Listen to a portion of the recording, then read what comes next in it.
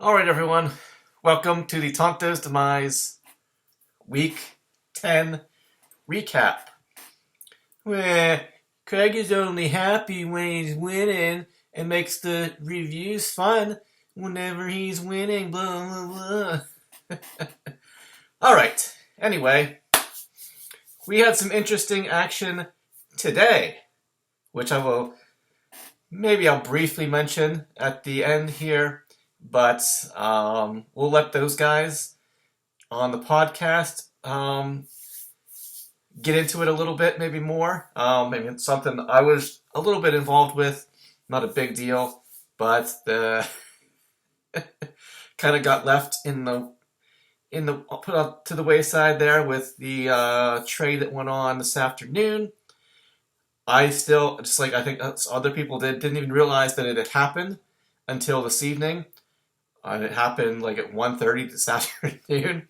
I get alerts. I always used to get alerts for transactions and trades on my phone, but this year I gotta look and see. Trades don't come up. So I know we've had some. Transactions do still, but for some reason trades are no longer coming up. I get them in my email. I saw that, but I don't get the notifications from the app on my phone anymore, so I'm just kind of curious about that. Nope, that doesn't really matter too much. Anyway, yeah, maybe Detling will actually pop in and make an appearance. Perhaps he's so enraged by the events of this afternoon that he'll actually make an appearance and get all of the people who were complaining on the lineup, Brian, Detling, Disco, and Kevin, get all four of them on the same screen together complaining about Jim and Tree's trade. I said I would leave it go. I'll talk about it at the end, maybe a little bit. So, yeah. Let's get into the events of Week 10. How about that? We had, two matchups came down to Monday night. One of them was the defending champion, Biscuits and Porn, going up against Possum Magic.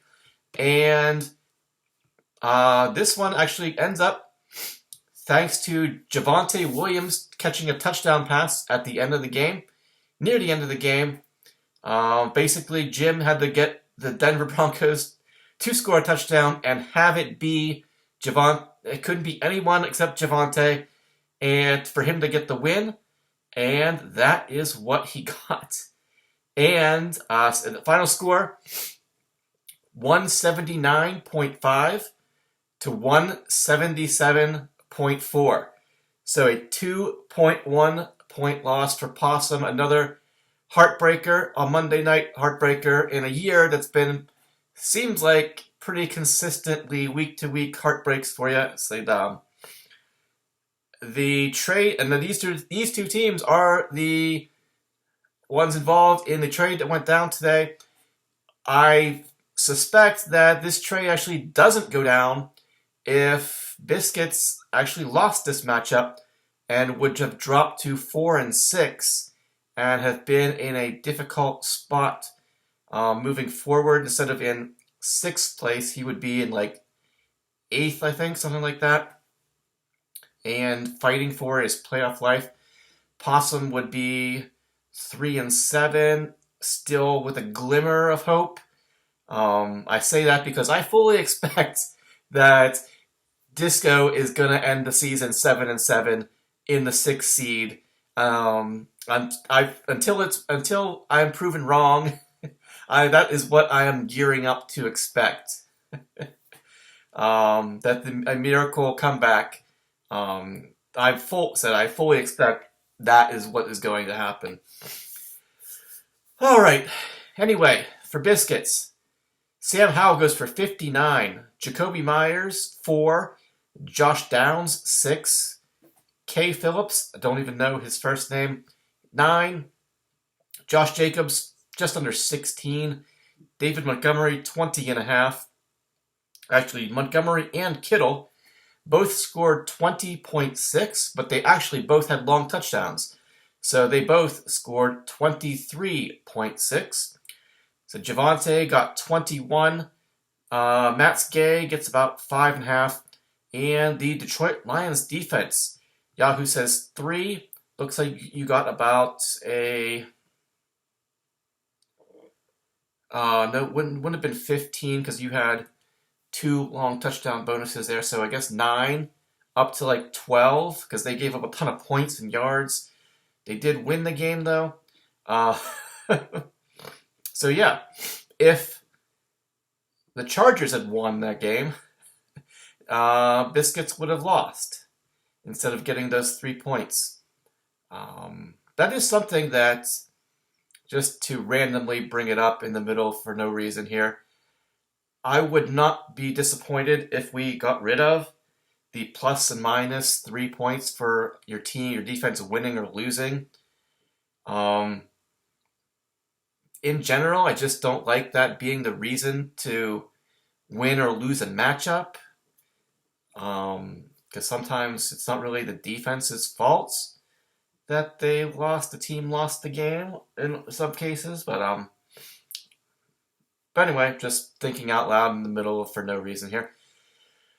And as I always say, it was enough to get past Possum Magic, who had Purdy go for just under 46. Amon-Ra goes for 33.5. Ridley only 4. Douglas 14.5. Eckler 21.5. Mattison,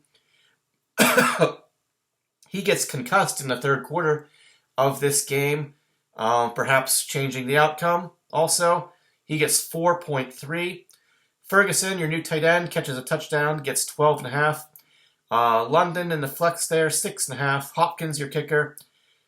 It looks like he actually did kick a bunch of field goals. He gets you about 12.5, maybe something like that.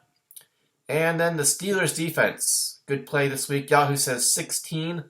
Looks like you got 9 would be too much. I guess a 6-point bump to 22. But like we said, those 2 long touchdowns from Montgomery and Kittle, I think was Kittle's 66, like just barely. 66. So if his touchdown had been 2 yards less, all sorts of things, this matchup goes the other way. Ugh. But yeah, the pain for Possum continues. He drops to 2-8. He remains in 12th place all by himself now. And Biscuits and Porn keeps his playoff hopes alive. Still trying to get that, hoping for that back-to-back championship pot. We're going to do everything we can to make sure that doesn't happen. However, Tresice made his chances a little bit brighter, easier maybe. We're not going to crown anyone as of yet, of course. But, yeah.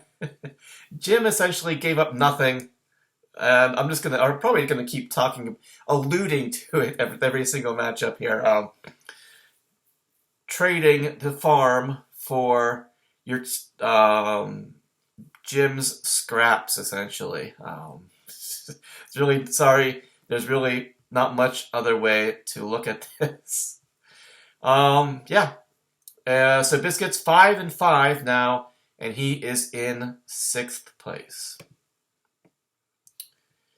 All right, so then we will just run straight. No, let's do the other Monday night matchup, which was Ed Lager versus the Dub C Hooligans.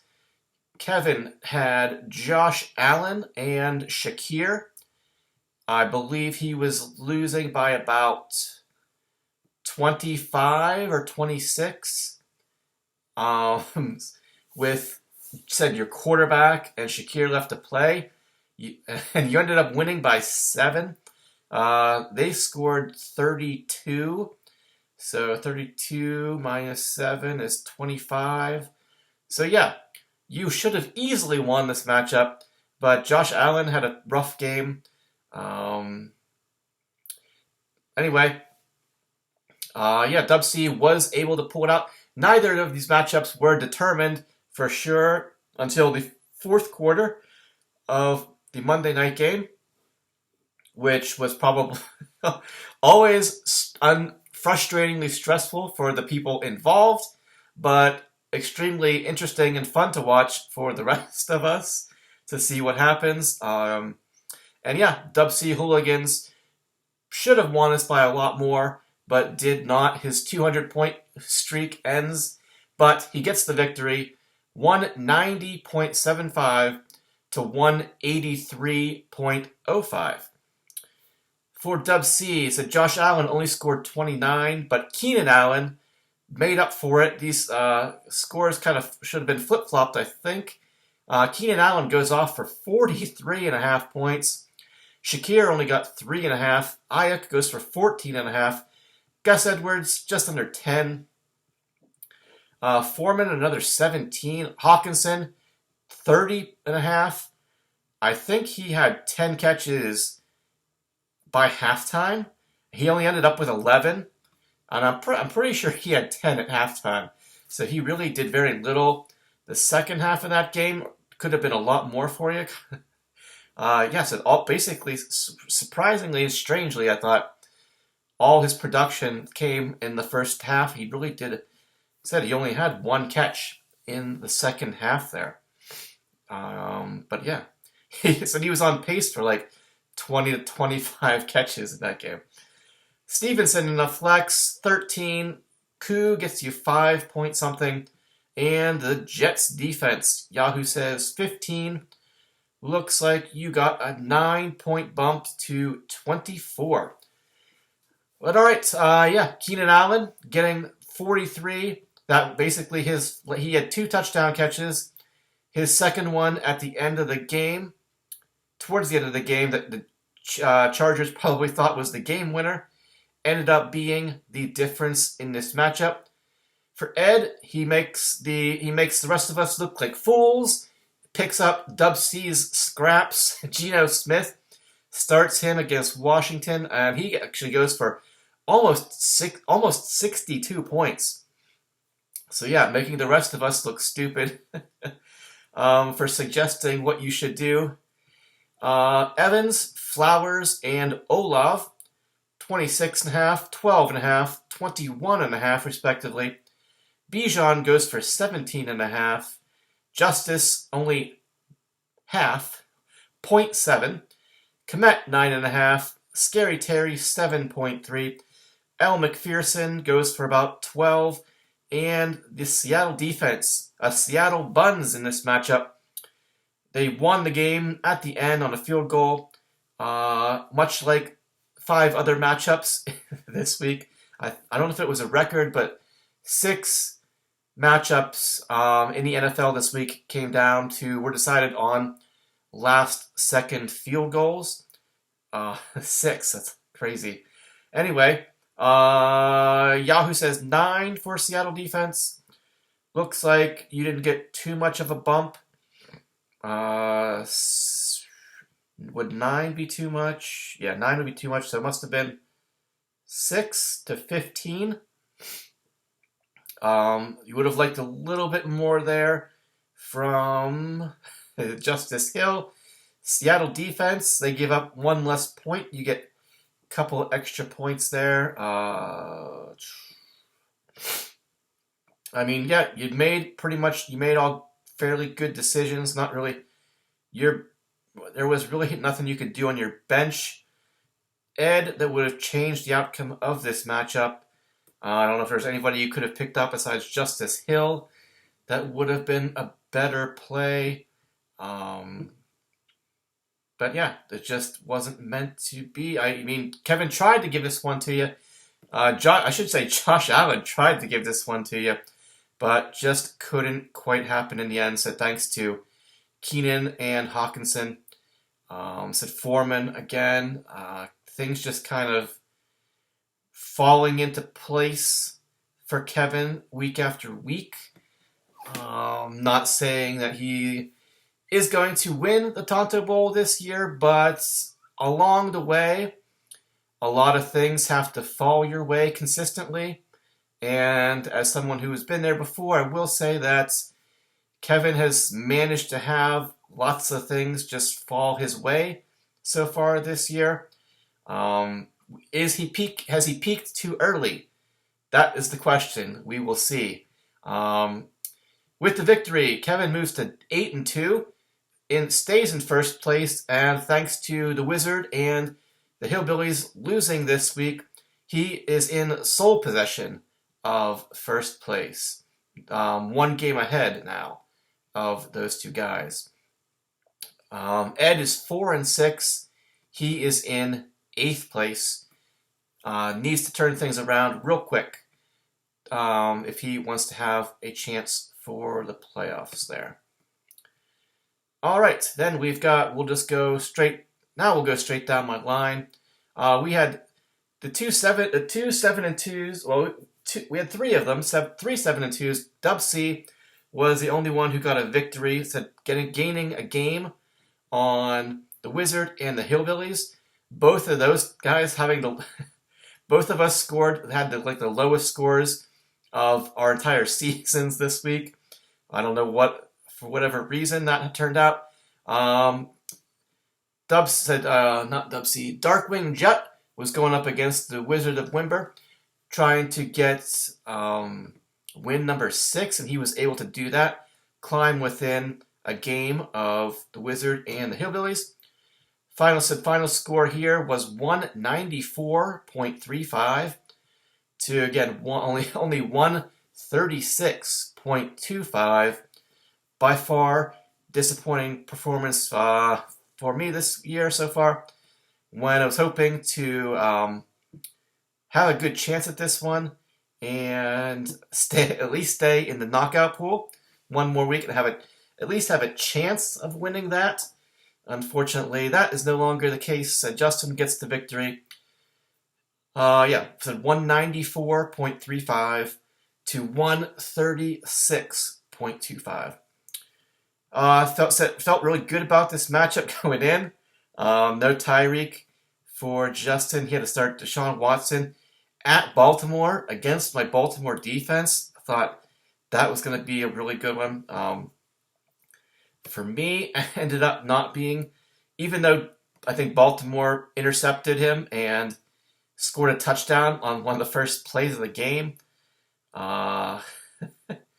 It ended up, Cleveland actually ended up coming back, winning this game, and half my team really just sucked. All my best players put up single digits this week. But enough about me. We got to talk about the winner first. So anyway, Deshaun Watson ended up with 37.5. Deshaun Watson, blah. He actually goes for 0. Tank Dell goes for 19. CD Lamb, again, a big factor here. He actually just got over 150 yards, so you got a 3-point bonus there. 42.5. Pointed out on the lineup that I believe the last 3 weeks, CD Lamb has been on fire. About 118 points in the last 3 weeks. Looking at his game log here real quick. 44, 31, and now 42.5. So yeah, he has been averaging about 38, 39 points these past 3 weeks. Najee goes for 18.5. James Conner, 7. Dalton Schultz, 11. James Cook, 15. Boswell goes for about 14. And then your Dallas defense, they had a couple sacks and a turnover, gave up a lot of yards and gave up points in garbage time there, which most of this game was garbage time. Thought this was going to be, actually expected way more than what you got from Dallas's defense. Yahoo says 14. Somebody else said, who else had a long touchdown? Jim had 2. Somebody else had 1. I don't think it was you. So, looks like the bump was from Yahoo says 14 for Dallas's defense. Looks like you got 8. Now 18 would be too much, so probably 15 up to 29. A good defensive score, but I definitely was expecting you to get way more than that.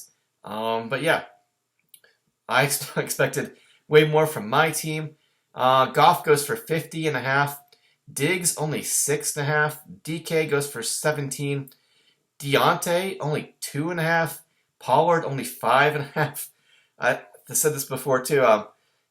I thank God that I was watching the Chargers-Lions game and not the Cowboys, Cowboys-Giants game, because watching CeeDee Lamb score 2 touchdowns, like, this should have been the Tony Pollard game. Like, he should have scored 42 and CeeDee Lamb should have scored 5. Like, every single player, relevant player for the Cowboys, scored a touchdown. Lamb scored 2. Gallup scored a touchdown. Brandon Cooks scored a touchdown. Lamb had 2. Ferguson scored a touchdown. Even Dowdle scored a touchdown. Every relevant Cowboy. Tony Pollard, nothing. What is going on? Ugh. Rachaad White, another 18-point performance. And again, Mark Andrews, only 6.5. My best players all put up bad single-digit scores this week. I guess it was bound to happen eventually. And I wanted to survive the knockout pool at least one more week. And if you're gonna get knocked out early instead of starting to hope. Maybe you've got a chance at that. Nothing worse than getting knocked out the week before the final. McManus only 3, and Baltimore's defense actually didn't put up a bad score. Actually, with that touchdown right at the beginning of the game, that they actually had to subtract points from. Yahoo says 19. I believe their actual score was only 16. But McManus's field goal got me a little bit of that back.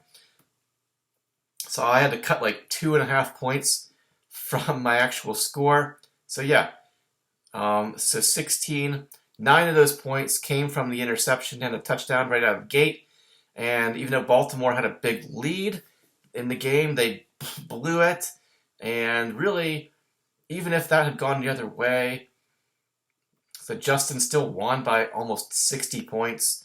The rest of my team just sucked. It happens. No way around it. So yeah. With the victory, Darkwing Jet moves to 6-4, inching closer to clinching a playoff spot there. He is in 4th place, while the Wizard of Wimber drops to 7-3, but still remains in 2nd place. All right, we did Biscuits, we did Dub C, we got AIDS versus Hillbillies. The other team that was 7-2, said both of us, me and Brian, put up miserable, or probably our lowest performances of the whole season for some reason this week. Excuse me. And AIDS keeps his miracle run alive. I keep telling you, Yahoo believes. Yahoo, and if that happens, Detling and you guys, you cannot keep sarcastically saying, oh yeah, Yahoo knows what they're talking about always. Yahoo believes in you, Disco. From day one, Yahoo has believed in you. AIDS gets the victory, 177.35 to 134.3. For Disco, Burrow gets 51.5, Chase 23.5, Hollywood 4, Mingo 5, CMC. His touchdown streak comes to an end at like 17 or 18 games. He gets just over 20. Gibbs has a monster game against the Chargers there. 2 touchdowns, 26.2. Logan Thomas 9, Wandale 2.5. All right, Dicker the kicker goes for about 10. And then the Colts defense, pretty good performance against the the woeful New England Patriots. Doesn't it feel? It feels good to say that, doesn't it? Yeah, the miserable New England Patriots. Yahoo says 20. Looks like you got a 6 point bump to 26. More than enough to get past Hillbillies on PCP this week, who went with CJ Stroud, who actually did way better than most of us thought he was going to. Put up 350 passing yards on the Bengals in Cincinnati. He goes for 47.5. Pickens, only 7.5. Pittman, 16.5. Shaheed, 7.5. Jonathan Taylor, 14.5. ETN, only 6.5. Taysom, 4.5. Algier, 4.5. Patterson, R. Patterson. Is that the guy who plays Batman now? Is that Robert Patterson, your kicker? Also kicking for the Detroit Lions. Multi-talented Robert Patterson, Batman, Detroit Lions kicker.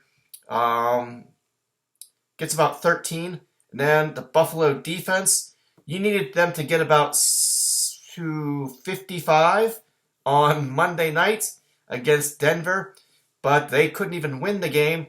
Yahoo says 10. I think your score was actually 13. Yeah, we gave you an extra 3 points there. So yeah, 13 from your Buffalo defense. So taking a look here at Hillbillies, said a lot of single-digit scores up and down these lineups, but McCMC and Gibbs coming on strong. Chase there, all these guys in the 20s was enough to get. Plus Burrow going for 50, enough to get Disco past Hillbillies this week.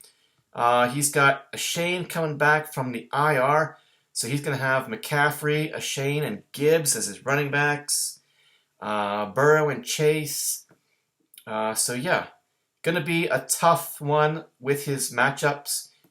Whoever he's got, I do believe we play Disco in Week 14. The final week of the regular season, when just possibly your season might be on the line at that point. Yeah, he moves to 3-7. He is in 10th place. I don't know if did he leapfrog? I think he might have leapfrogged Gags there. Hillbillies drops to 7-3, though he is still in 3rd place. Let's take a quick look here at Disco's upcoming schedule. He's got Getting Gritty. He's now called A Win, ? For some unknown reason. He's got Shawshank. He's got Possum, who's given up. And then he's got the Wizard. So, 3 winnable games, I would say, for Disco to get to 6-7. And hope for 7-7 to take down the Wizard in Week 14. However, 7-7, depending on what happens this week, with said if Biscuits can make a run, if Biscuits can win 3 of his next 4 matchups, 7. It basically comes down to, will 7-7 be good enough for a playoff spot? Disco, you play A Win this week, so if you beat him, that definitely opens things up for you. Biscuits plays Gags, who is reeling, so that's good. That's not good for you. Let's take a look at Biscuits' last couple weeks of the season. Not an easy one. Not easy. He's got Gags, and he's got Ed, Justin, and Brian. He's got to win 3 of those out of 4 to get to 8 wins. So, possible. Going to be tricky. We'll see what happens. But yeah, currently, Disco is only 50 points behind overall. Biscuits. So if you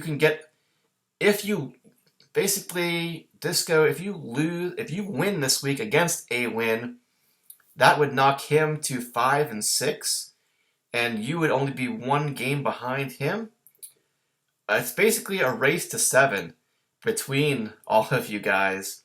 And the question will come down to is 7-7 good enough for a playoff spot this year? So Justin and Detling are already at 6. They just need 2 out of 4 to get to 8 and give you no chance. It's a matter basically who will get that last playoff spot. Assuming Justin and Detling can get 2 wins out of 4. But anything can happen. Okay, we got we're talking about that. We're talking about the matchups. Yinzer Jags. Speaking of him, two teams going in different directions. He was up against Gags to Riches. Had to scramble to put together a lineup this week. Picked up Dobbs off of waivers, who actually ended up putting up 50 points for you. But it was not enough, as Yinzer Jags gets the victory, 171.55 to an even 145 for Gags. For Yinzer Jags, Kyler Murray comes back, goes for 38. DJ Moore, 11. Tyler Boyd, just under 20. Newly acquired Tyler Lockett goes for 23.2. Traded for, was a tight end, right? Dalton Schultz became expendable to you with Laporta. Do you have anybody else on your bench? No, that was your only bench tight end. So you'll hope nothing happens to Laporta. But you got 2 Seahawks in your starting lineup. I'm not sure I'd like that on a week-to-week basis. But anyway, what do I know? Kamara goes for 18.5. Walker goes for just under 20. I believe he just missed a long touchdown. He had I think his receiving touchdown was his only catch, and it was a 64-yard touchdown. 19.7. Laporta goes for 8. Jalen Warren in the flex gets over 100 yards and a touchdown, gets you 22. Your kicker, Group from New Orleans, goes for about 4 point something. And then the Bengals defense gives up a lot of points and yards and loses the game. Couple turnovers though. Yahoo says 10. You actually lost points here. Also, you lost looks like 3. The actual score for Cincinnati's defense was 7. Fortunately, though, it did not cost you this week, as, like I said, Gags picked up Josh Dobbs, the Pastronaut, apparently is his nickname now. There was a picture of him in an astronaut suit with doing something with NASA. Apparently he's some kind of super genius, I guess, or I don't know. But anyway, he went for 50.8. Unfortunately for you Gags, the rest of your lineup was not. Is mostly single-digit scores here. Michael Thomas 2, Godwin 9.5. Debo scores a touchdown, gets you 16. Ford gets 15. But then we got Miles Sanders 3, Kyle Pitts 6, AJ Dillon 9. Your kicker Aubrey from Dallas, all PATs, 7 points from him. And the Bears defense, I believe that was the Thursday night game. Yahoo says 9. Actually looks like they did pretty good. You got a pretty significant bump there. Did you get like an 18-point bump up to like 27? Something like that. So said pretty decent score. Score almost 77, 78 points or so from your buns. Debo and Ford tried, but the rest of your team really just kind of failed to show up this week. You lost by 26. Not a huge insurmountable difference there, but you just obviously, that's been the story of most of the season there, Gags. Underperformance up and down your lineup, trying to piece things together here. T. Higgins was out. Tua was on a bye, so you've lost a lot of guys along the way. I got to think that this is mainly because, and they said in the podcast last week, the best kicker in the history of the National Football League, Justin Tucker, has been riding your bench for the entire season. It's weird that so many people have multiple kickers on their rosters this year. Detling here, looking at him, he has multiple kickers as well. Kind of confused as to why that is the case, wasting multiple roster spots on kickers there. But yeah, that was the matchup. I'll just throw this in here while I'm thinking about it, since we're talking about carrying multiple kickers on your roster. Bring it up because I'll always love. I never get tired of bringing that up. How much I hate our shortened rosters, our 18-round draft instead of 20, not being able to carry players, and for having to drop people early on if you get into trouble, instead of being able to hold on to people. As I said, Disco likes to point out, and I know full well that that's how I got T. Higgins the one year. I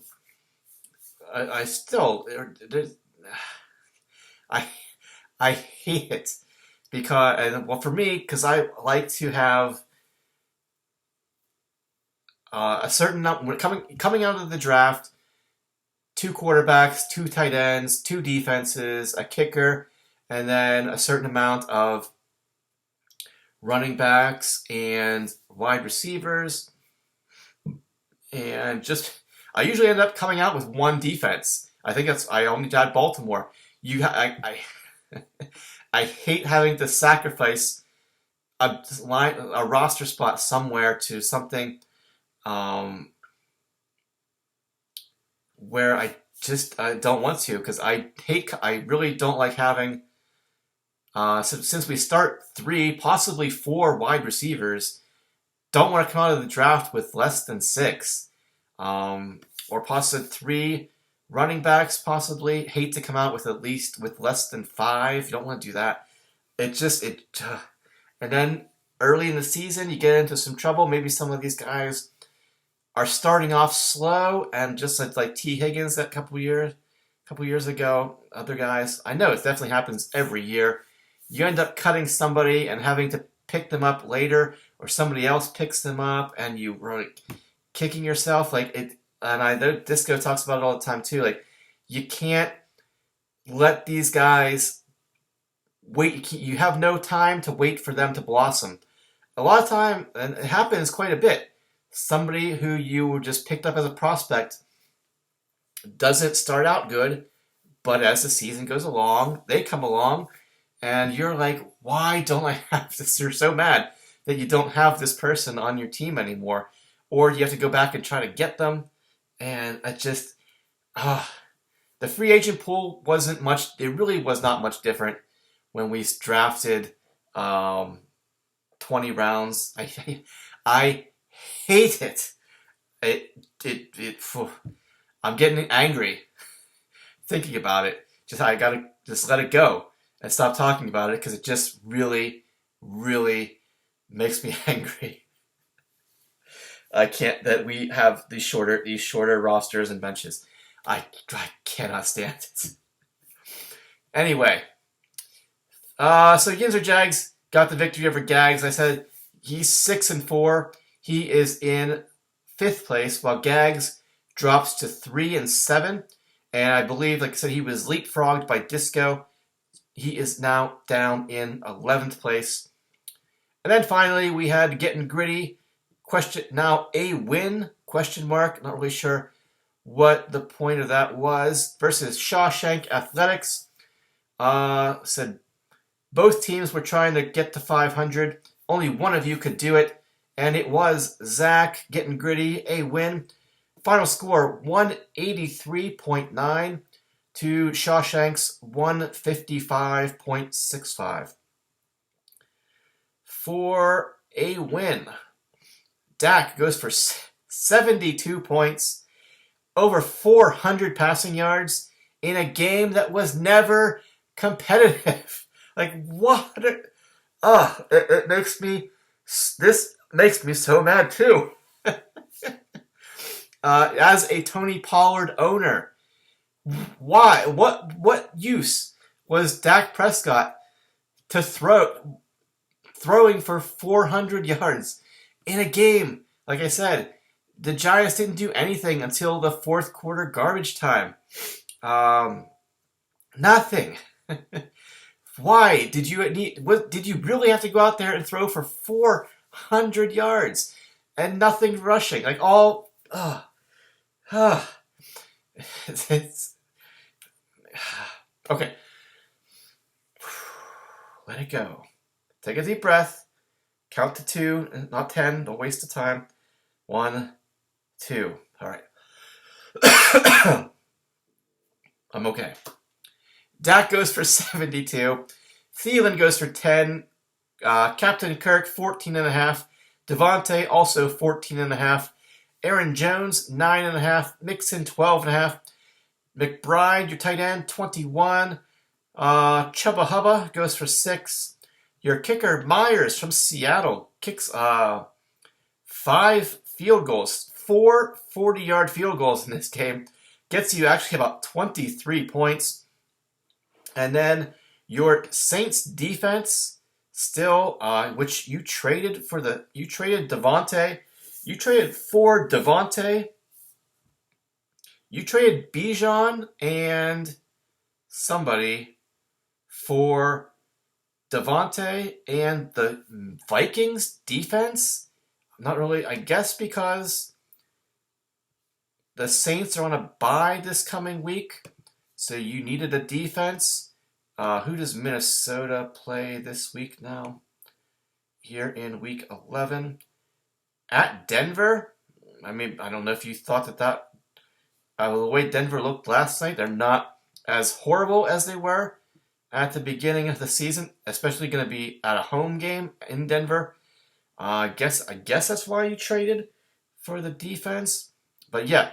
You've been running the whole season with only the Saints defense there, so I guess that's why you had to make a move. Yahoo says 4.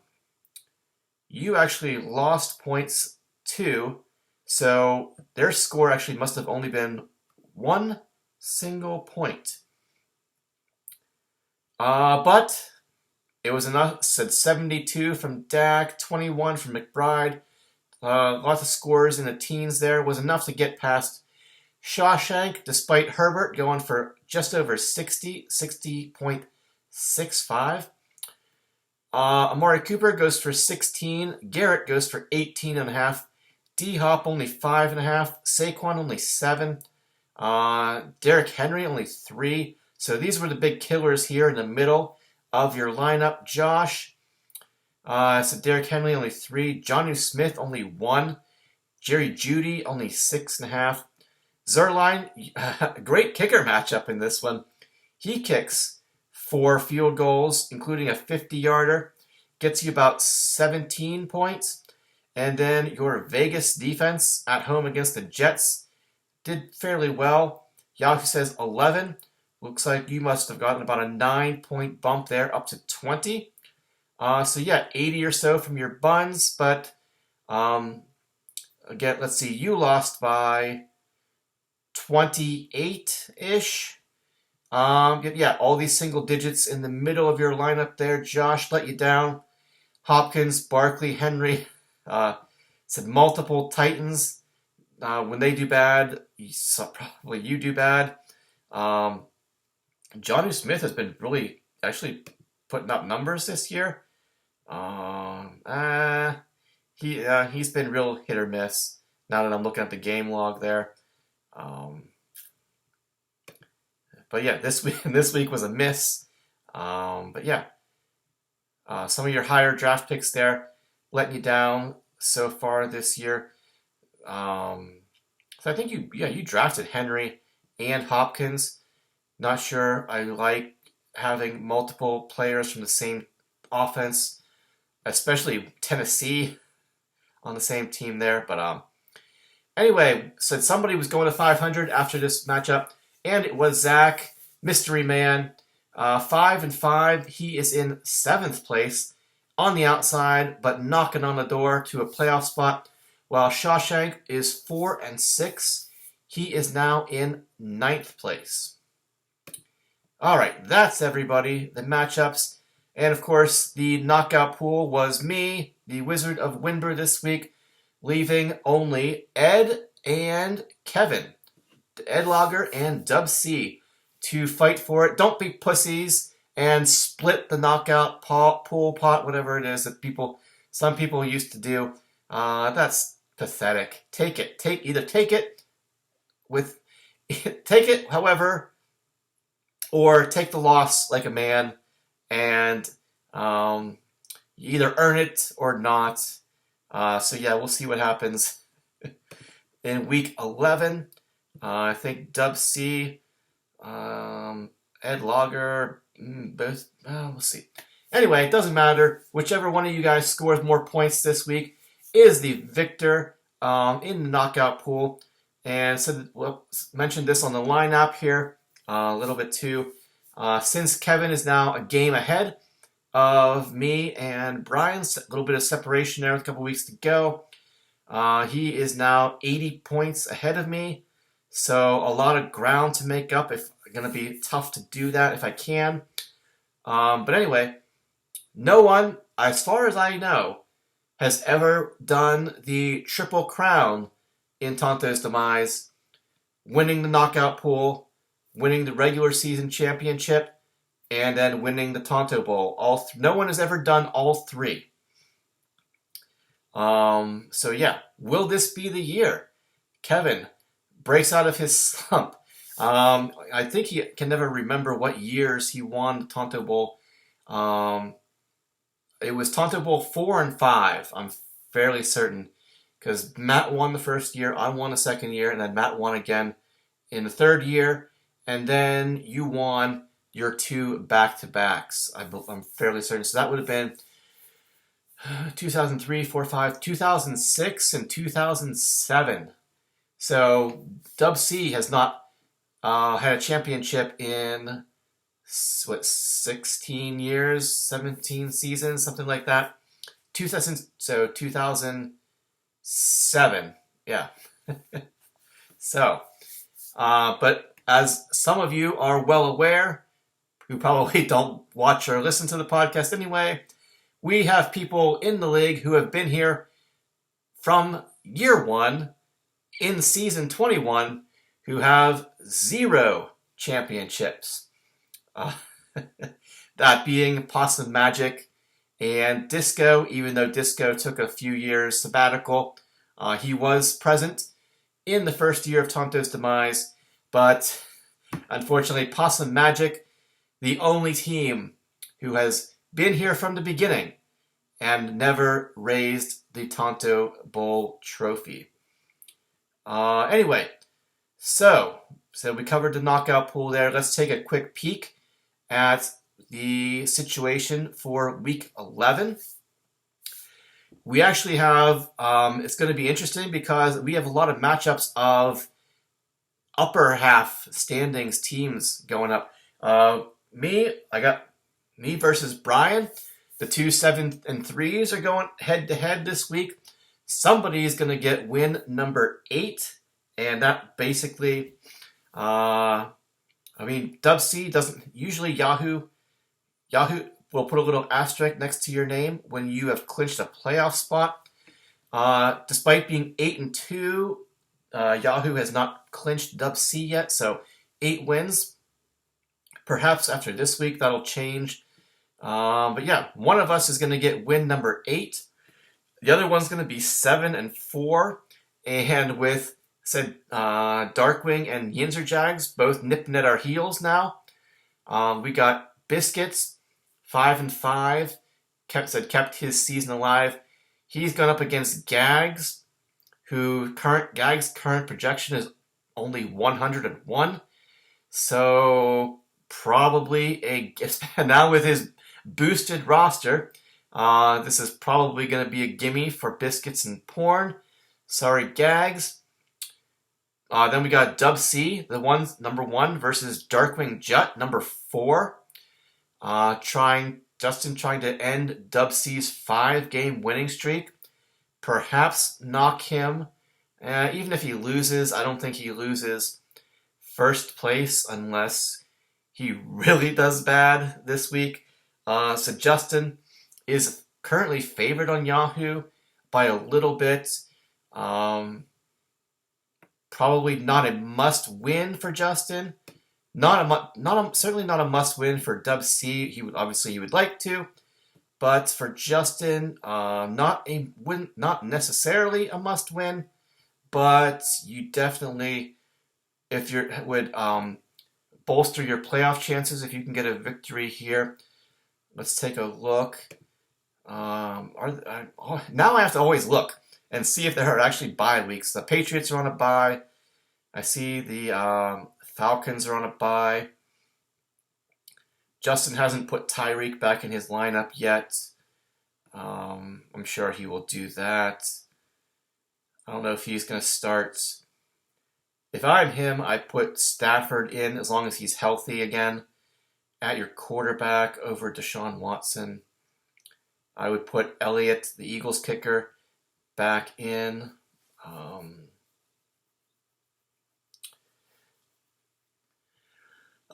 Yeah. So actually, your lineup is fairly set. It's the lineup you currently have is only going to improve.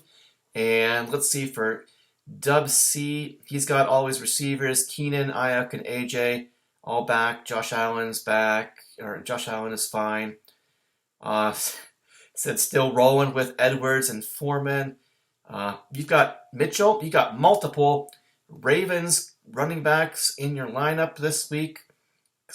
I guess since Stevenson is on a bye, hey, why not? Hawkinson. So basically, maybe a little bit of a hit there. Depends what happens. I mean, we saw Cincinnati get rolled by Houston last week, so we'll see if multiple right. I mean, not a bad play for a team that runs a lot. These guys score points. Starting both Edwards and Mitchell there. Jets defense at Buffalo. You got bad defense matchups this week. Chiefs versus Eagles, but for the most part, Kevin, this is your starting lineup. Just maybe Justin has better matchups this week and is going to be favored. So like I said, Kevin, you don't need to win this matchup this week, but it would certainly help. You'd probably clinch a playoff spot for sure. Justin definitely needs this one more than you do, and he is currently looking, at least on paper right now, like a favorite. We got AIDS versus a win, getting gritty, needing to get that one. This one will probably ride on what happens on Thursday night. Burrow and Chase at Baltimore. Maybe Baltimore is going to be angry after getting embarrassed by the Browns there the other day at home. This is also in Baltimore.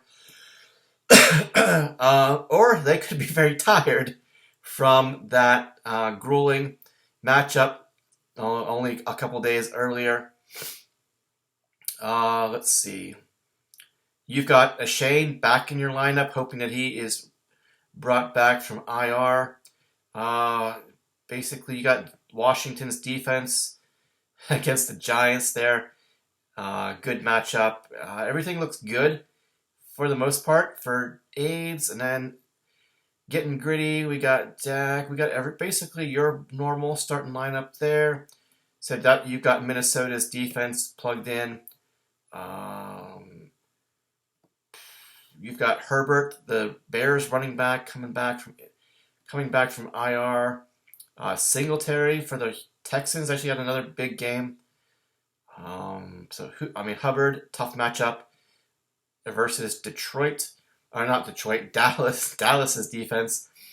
Not sure I like him as a flex play this week, but yeah, you guys don't really. Is that So we said the Patriots, the Falcons. I see the Saints and the Colts are on bye as well. So we do have some not really affecting this matchup too much. So a lot is going to ride on that Thursday night game.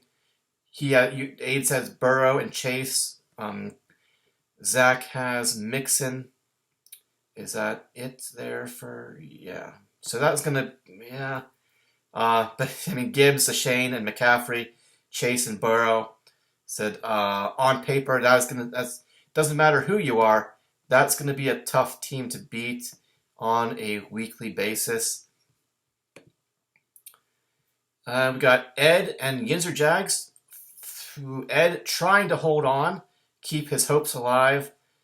Said he is on, I think, a 3-game losing streak. Needs to turn things around and turn them around fast.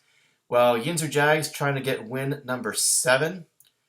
Yinzer Jags still has Kyler in there. Said multiple Seahawks. You got Tyler Boyd there in the flex. You got Hurts on the bench and Kamara on a bye. Basically, your Eagles defense at Kansas City, don't like that. Ed's got Mahomes back this week. Evans, Flowers, McLaurin, Swift, and Mostert. Smith and Jigba in the flex there because no Olav, no Bijan this week. So, but Yahoo still has Ed at like a 1-point favorite. I don't know if Detling is afraid to wait.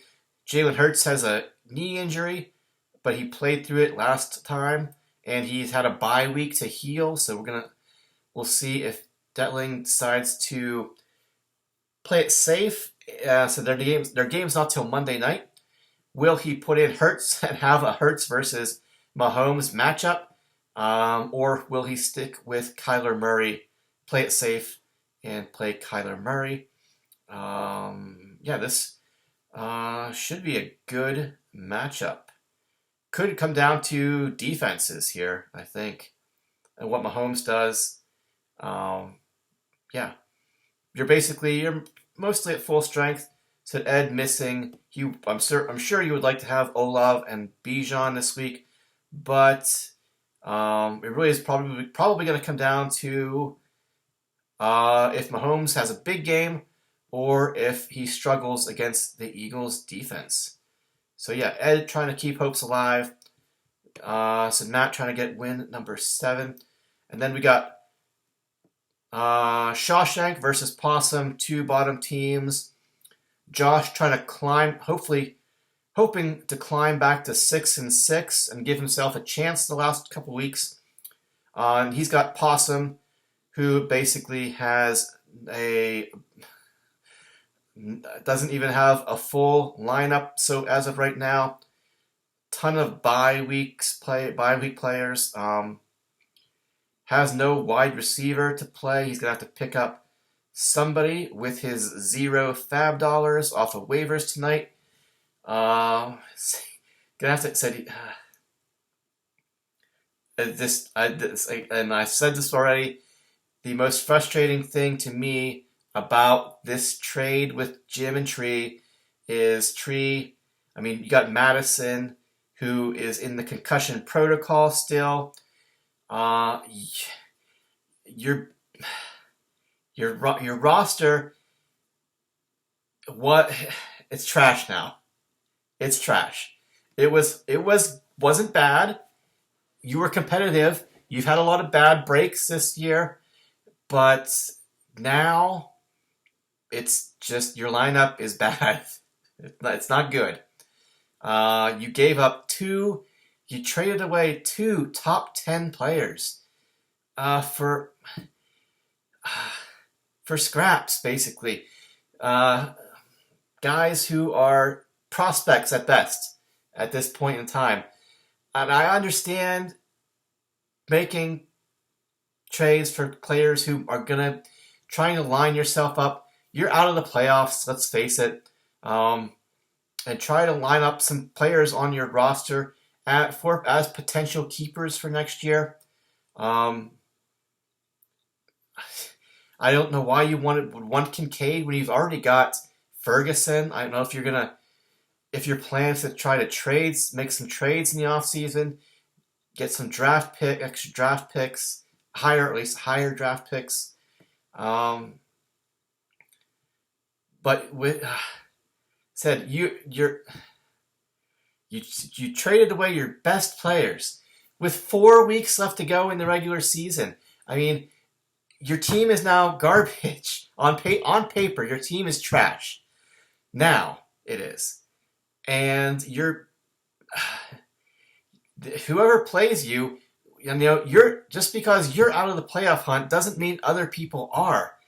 And to basically be rolling over this soon and giving guys potential, I have to look at your last 4 matchups and see who you're playing. Possum Magic. All right, he's got Shawshank this week. You're basically gifting him a victory. You got Gags next week. That doesn't matter. Both of you are at the bottom. But then you've got AIDS and Ed, 2 teams currently fighting for their playoff lives. You're handing these guys victories when instead of making them fight for it. Guys who are in the playoff hunt, I understand what you're doing. This stuff happens. And again, my problem with it is that you did it so soon. You still got 2 weeks until the trade deadline. You could have waited to try to trade for some of these guys another week or two at the deadline. But no, you didn't. And now, and I know it's probably you can't. We're getting frustrated and predicting what your team is going to do. What's going to end up happening is Possum's going to win all 4 weeks here to end the season. But, again, my beef with this is that you did it so soon and what you gave away as of right now does not come close to what you got in return. And now, Jim's got Justin Jefferson coming back. So he's going to have Amon-Ra, Justin Jefferson. Although I will say I am not a believer in Josh Dobbs as the Vikings quarterback. Yeah, he's doing okay. But still, it's all Hawkinson and him running. Like let's take a look at what did Dobbs do this past week.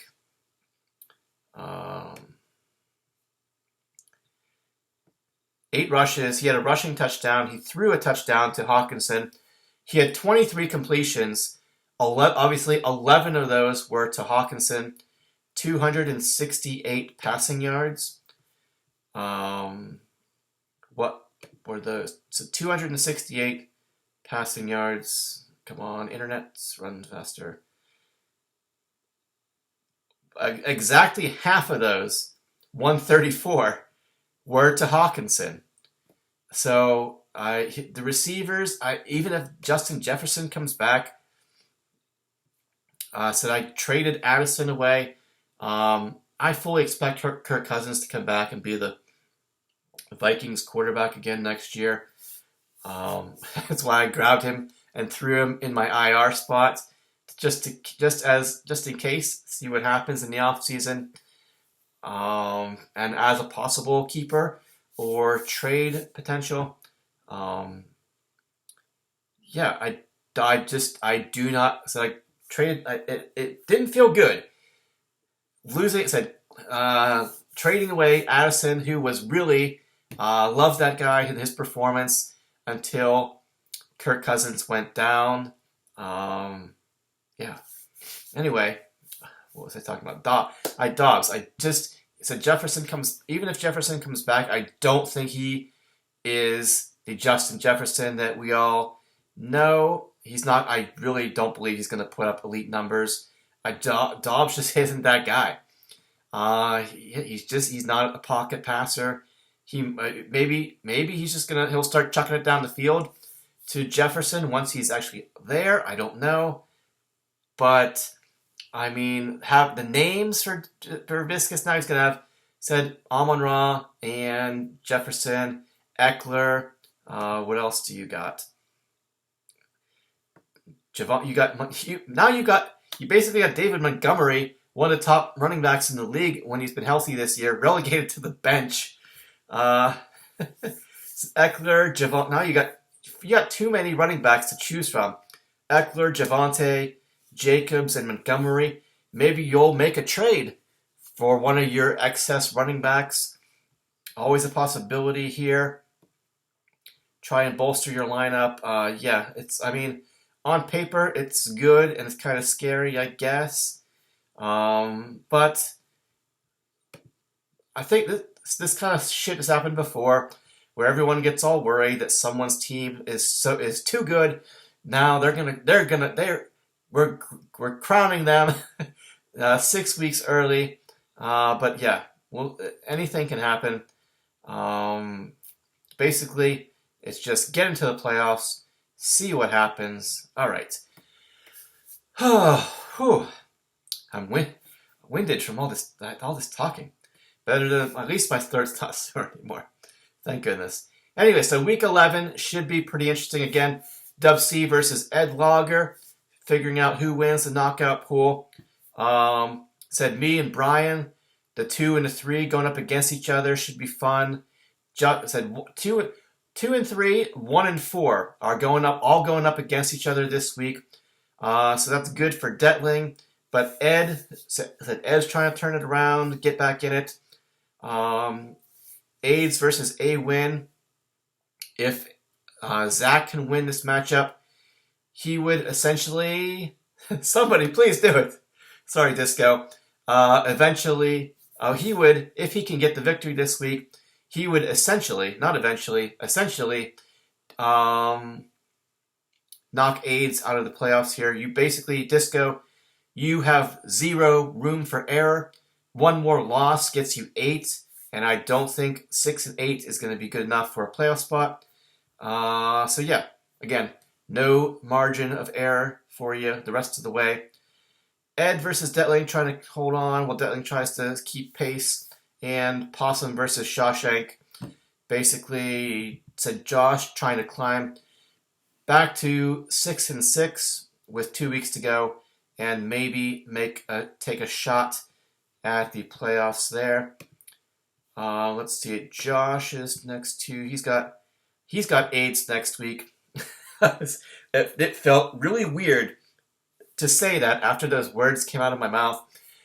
So Josh has Disco next week, and then he's got Josh ends the season with the Wizard and Dub C.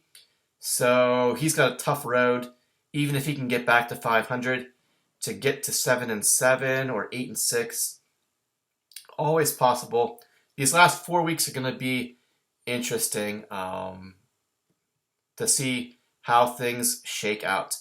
For me, I never really care what happens. Just want to be in the playoffs. Would be nice to hold on and get a bye. Don't want to fall behind Brian this week. And then what do I have? After this week, we start the cycle over again. For matchups, I get Zach, Josh, and Disco. So not an easy match. Nothing in Tonto's Demise is easy. But yeah, that's enough. I'm almost an hour and 10 minutes already. Yada yada yada. Saying stuff that you guys really just probably don't care about. Anyway, week 11. Next week is Thanksgiving. Week 12. I don't know if I put it in the lineup, but I did it on the review last week. Changed the trade deadline. It is December 2nd, which is, I believe, a Saturday. So keep that in mind. No more injuries. Stop with the injuries. this past week wasn't too bad. May all of your players meet or exceed expectations. Kevin, your dog took a shit. Right. Where is it? I think it's right here on Antonio Brown Duck. And also, guys, just a notes there. Disco giving out head blowjobs for $1 blowjobs. Contact Disco if you're interested. And we will see you back here. It's going to be Thanksgiving week already. And we will discuss the what should be interesting events of week 11. Could be some standings shuffling after this week. We'll see what happens. All right, guys, thanks for listening, watching, or whatever it is you do. And we will see you back here next week to recap week 11. All right, guys, thanks, and bye-bye.